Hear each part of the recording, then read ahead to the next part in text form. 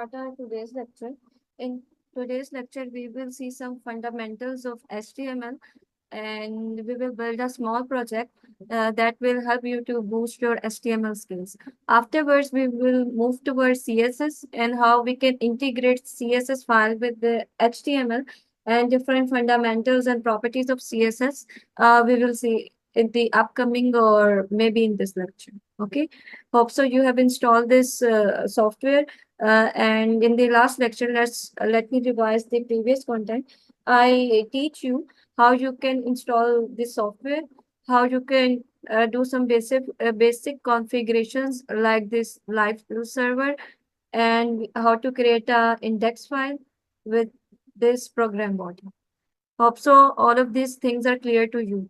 But still, if you have any question or any doubt related to this previous lecture, then let me know. Otherwise, I will start this lecture. In the last lecture, we have discussed about the fundamentals of HTML. Now, in today's lecture, I will teach you some tags that are used in HTML. So, first remove this. Now the first tag is the heading tag. No, I told you about the title tag in the last lecture. So, I told you that anything that you have to write, all the content will be written in this program body, this body tag. So the first tag is the H1 tag. For example, if you want to give the heading of your website, you want to give a biggest heading all over your web page, then this H1 tag is used. Here in H1 tag, you have to start this bracket, then H1, and then closing bracket. So it will automatically place a closing tag here. Any tag that you have opened should also be closed with the backslash symbol. Then here I will write, this is my first website. Okay. After that, you have to press the Control S button to save that. Then we will go to live and it will load this page.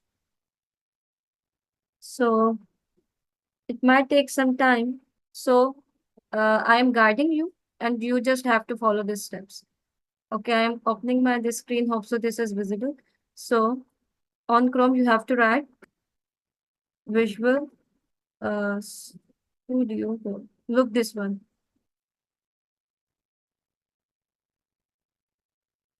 Okay.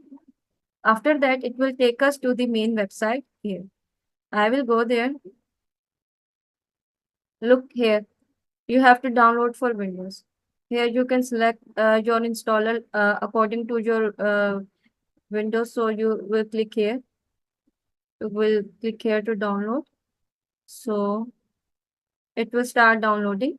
And then afterwards, you have to install. Clear?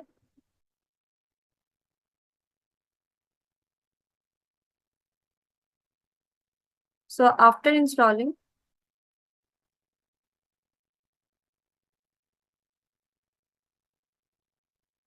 you have to open, have you installed that software? Okay. Now, is it clear? What issues you are facing? Okay, live server problem. Okay, let me teach you that. Here, see, on the left extension tab, you have to click here. Okay. Here in the extension tab, you have to write live server. Look, after writing this live server, you have to click here, the first one, by red wicket day. You have to click here. Then I have already installed, so that's why this uninstall option is showing here. So you have to click install here, then it will install automatically. Now, sometimes what it happened, you download the live server, but due to your firewall window defender, okay, done, good. So let's jump back to our lecture. Let me close this. So, you know how to create a folder for and how to load that in Visual Studio.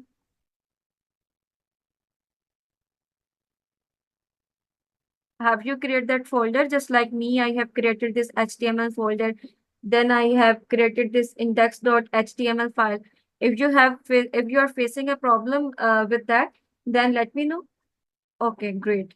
Now let's jump back to the lecture. So for creating the for H1 tag is used to create the means used to write the heading in your web page, as I explained. So we have six kind of. Let me close this one. So we have six kinds of heading tags. The biggest one is the H1.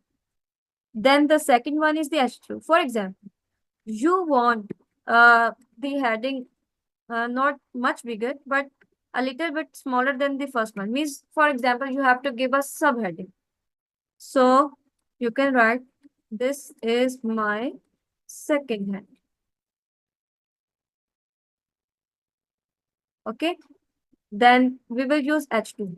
And then if you give a more smaller or less bold text, then you will use H3. This is third head. And if you want more small, just like the content in the table heading, the heading of a table, you can use H4. Then this is my fourth heading. Then after that, if you want something more smaller than that, then you will write H5. This is my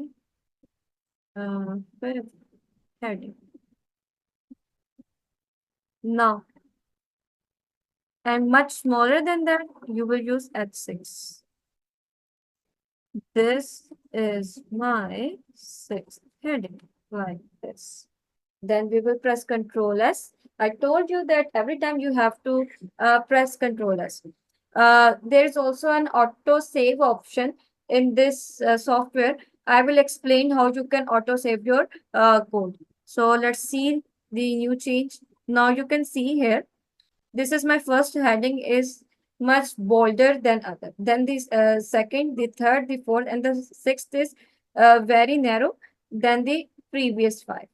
So in this way, these are the six types of heading tags that you can use while creating your website. Now, second thing, for example, now we have to write a paragraph. Very simple. If you want to write a paragraph like in the blogs, or you can see the content like here, for example, in this project, which will build after some time. Look, here the content is used, something like this. Then we will use paragraph tag. So for that, I will write P, small p, then self-closing tag here. Let's write a paragraph of 45 words. So Control Save and see, this paragraph is written. So for writing a paragraph, you have to use paragraph tag. Now you might have a question, why we cannot write directly in the content of the body tag? Yes, you can write, but there will be a problem for the semantic content of your web page. For example, if you want to do the SEO of your website, then the search engine like Google cannot identify the type of the content. So that's why you have to specify each tag, and it will helpful also when we will style them after learning the CSS. So that's why there is a name for doing each and every word, right? Then again repeating, for writing the paragraph tag, we use the P tag. For giving different headings, then we will use H1, H2, H3, 4, 5, and 6. Now, after the paragraph tag, for example, you want to add a link. For example, on different websites, you have seen that if you click on a certain link, they will take you at another web page, right? You may know that. So for that purpose, we use a link tag. how we can link a page so that it can redirect us to another web page. So we are going to see that again. Now, for that, we use anchor tag, a tag or anchor tag. We mostly this tag is called the anchor tag. Then it has an attribute called href. Here in the href tag, you have to give the link of that certain website. So just like we will give this link here, and double quotes are written here. No. We have given, you can write HTTP, google.com, facebook.com, whatever you want to write the link. You can just copy paste this link. Let me show you how you can do that. You have to open the Chrome. Like here, I will write a name of our website.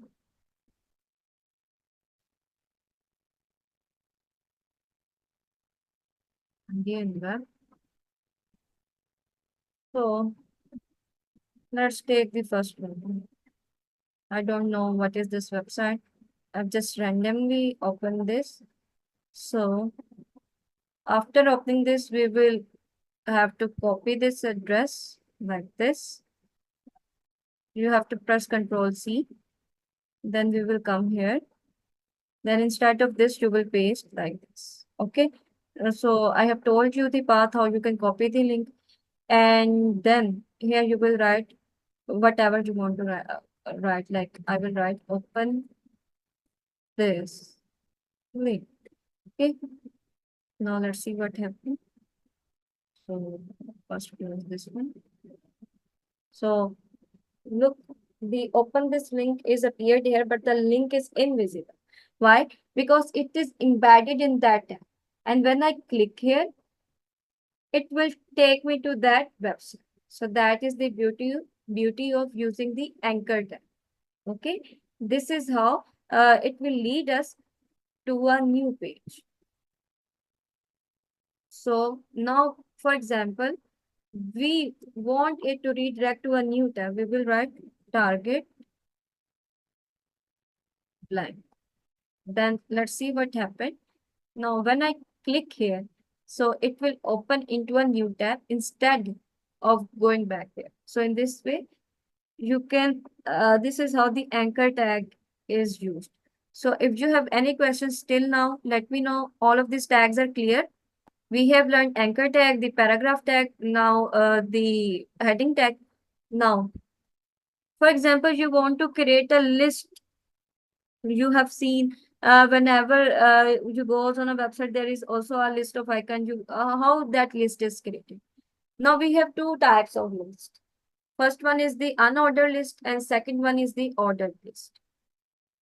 So let's see. For example, if you want to create a list without the order, like you don't want to number them like 1, 2, 3, or in an ascending order or a descending order. For that purpose, we use unordered list tag. And for that, we use UL tag, means unordered list. So we will write shape UL. So we know that this tag is UL tag and it will create this. Now in the UL tag, you want to list the item. For example, you want to list 7 items. So I will tell you, first I will tell you the direct method. Then after that, I will tell you a short trick how you can do that easily. So that tag is the li tag, means the item tag, list item. Li stands for list item. So here I will write the names of the days like Monday, for example. So look, that is appeared here. So I want 7 list items, for example. So I will write li, then shift 8. On 8, there is a static. Static, I want 6 items. 6, enter. Look, 6 li tags are created automatically. So this is a short trick that I mostly use. So if you want to write manually, then it's your choice. You can write. But if you want to save your time, so in this way, you can write this. Okay. Now here I will write the different types of languages like HTML, So it creates an HTML tag. Simple, I have to write HTML. Then here I will write CSS, then JavaScript for JS, then PHP, then we will write here Python, then after Python C plus plus, let's write that. Now look, this is the unordered list that is created. Now, let's suppose you want to create an order list, like with the numbering 1, 2, 3, like that. How we can do? For that, order list is used. And the abbreviation tag you can use is the OL tag. You can simply write OL and this will happen. Again, I will press LI. So instead of writing that, we will just copy paste this content. And then control. So let's reload. Now you can see the difference here. The upper list is without any order, but the lower list have numbers like 1, 2, 3, 4, 5, 6. So this is the difference between the unordered and ordered list.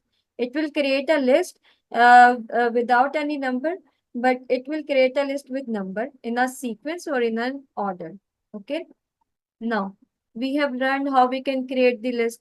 We have learned how we can embed an anchor tag. Now, the most important, you want to display an image on your web page. You have seen different images on website, how that embedded. So let's see. For that purpose, we use an image tag, img. Then image tag is a self-closing tag. It doesn't contain any other closing tag like this. So there is no closing tag. This tag is called self-closing tag. The tags that didn't require any closing tag like this, then that tags are called self-closing tags. Then after that, just like the anchor tag, it use a property called source, means the link of this image that you want to show. Now, for example, you want to embed images in your website. First thing that you have to do, you have to create an image folder like this. You will click here in this image folder. Then you will name that folder images, just like I have given, and you will create that. Okay. And in that folder, you can copy paste all of your content, all of the images that you want to use. Okay. It is very important if the images are not in the folder of your web page of your website, then the image will, you cannot use that image. Okay. For that purpose, your image should be in your HTML folder or folder that you want. So in this way, you can click here in this folder tab. This new folder will create it. Then here you can copy paste your images. Okay, how you will do that? Just the document where you have just the path where you have this HTML folder. You can also manually create their image folder and you will add that images. Let me show you how you will do that. Now you can see this is my HTML folder that I use for. Here you will right click new. This is the manual way that I am showing you. This here you will write the image. I have already written. Then after creating that folder, let me delete it because I already have. You will click here and you can manually copy paste all the images that you want to. Okay, this is how you can add the images in your folder, like in this HTML folder. So this is how you can add the images into your folder, and that folder will also appear here. Now here in this source, you will write the path of the image. My images are stored in my image folder, so I will write img. The Visual Studio will automatically direct me here. For example, I will click here on this image folder. It will show me all the images that I have stored in that folder. So I can click any of the image here. And after saving that, and after that, we have another attribute called alt. In the alt, you will write the content. For example, due to some users don't have internet connection, and due to that, their image is not loaded. So the alt text will appear instead of the image. So we will write uh, no image, the alt text. So you can see the image appears here. Now, for example, if I write the wrong link here, the image is not appeared and the alt text is appeared, no image. So you have seen many times whenever you go to a website, if the internet connection is not good, uh, it was JPG. So what happened? Such kind of alt text appear instead of the images. So that's why this alt text property is used. So this is simply how you can embed the images into your website. Okay, this is the image tag. We have learned the anchor tag, the image tag, the paragraph tag, and the last thing is the form tag. Form tag is used to create the forms. You may know that you filled many online forms on different websites, how they are created by using the form tag. In the form tag, we have input tag, means that is used to create the types. So input, you have to write the type. For example, if it is a text like you want to write the name, so you will set the type is the text and it will be create a field there. After that, we will use a label tag. Label tag is used to give a label to that input field. So just like we will give this a label like first name.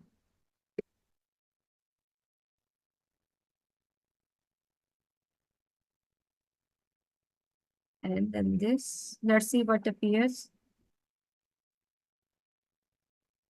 See, a field appear with the label first name. So if you want to create a password, so you will give a label like password.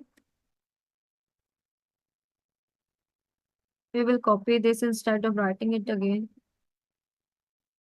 Control V. Instead of first name, I will write password.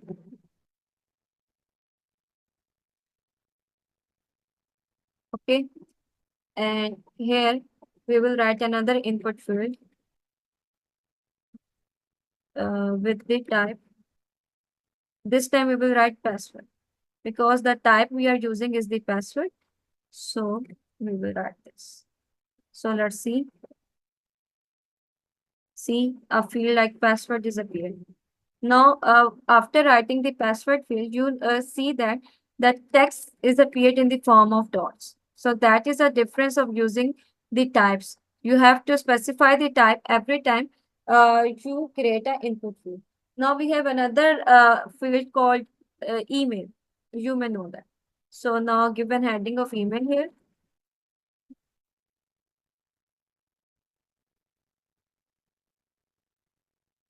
Input type is equals to email, right?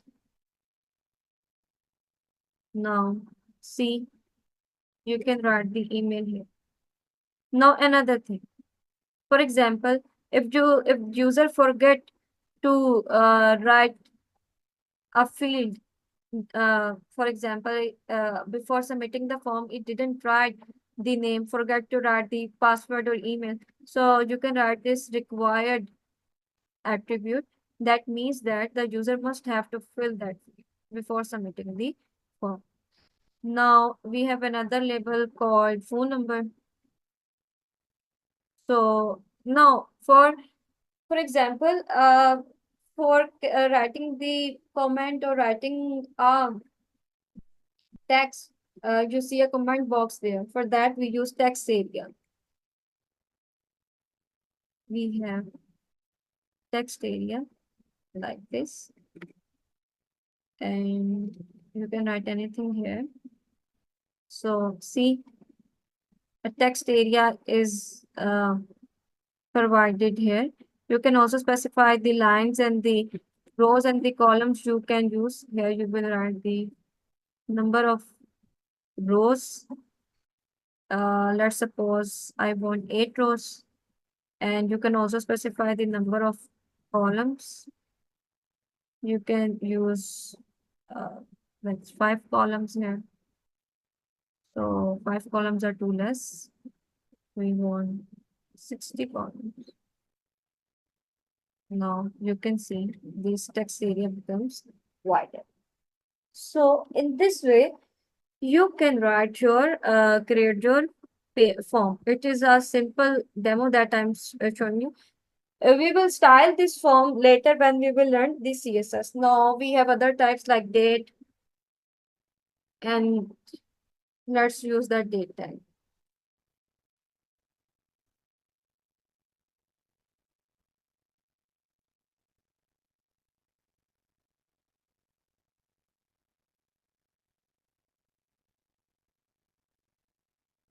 See, a calendar will appear here. Okay, in this way you can use that date. Okay, or you can manually write that date if you want to in this way. So we have other tags like time. If you want to mention the time, input um, type is equals to time. Let's see what happened. See, it will show you the time you want to set like this. Okay. Now, after that, we also have check boxes, means the choice we want to make. Then for that, input type is equals to the checkbox, and you can also give a label here. We will write here choose one.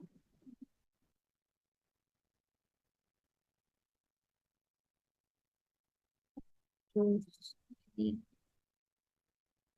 like this. And here we will create another checkbox. Control C. Now you can see we have two checkboxes. You can check any of the two based upon the condition. Okay. Then we have radio buttons, means to specify the gender type or different things. We use different kind of labels. So let's use that one.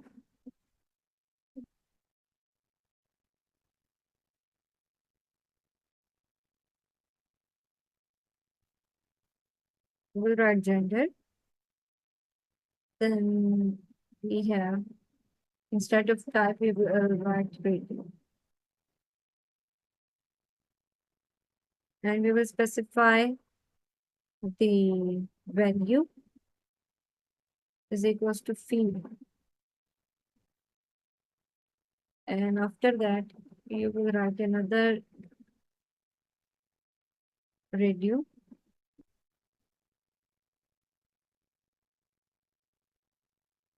Like this. Let's see what happened. Look, the gender. Oh, sorry, I made a mistake. That female will not written here. It will be right just before this. And let's remove this too. And we will write male here.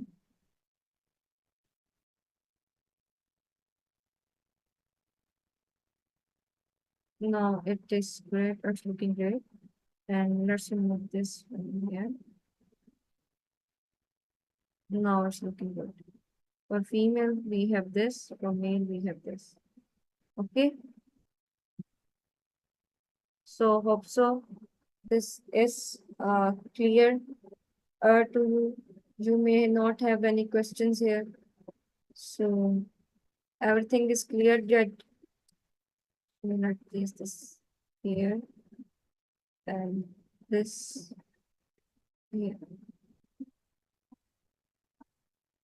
Now it's looking good. Okay. So this is how you can click the check boxes. You can write the. This is how you can create a simple form. And you may question how we can style. So these all the things are styled in CSS by using the CSS. So these are some basic links. With the passage of time, we will learn more tags, but these are the basic structure. You can say that if you have learned this tag, you have now learned the HTML, the basic HTML that you can use. Moreover, we will learn more things in future, but these are the basics that we need to start creating our page. In the next section, we are going to build this mini project blog that will help us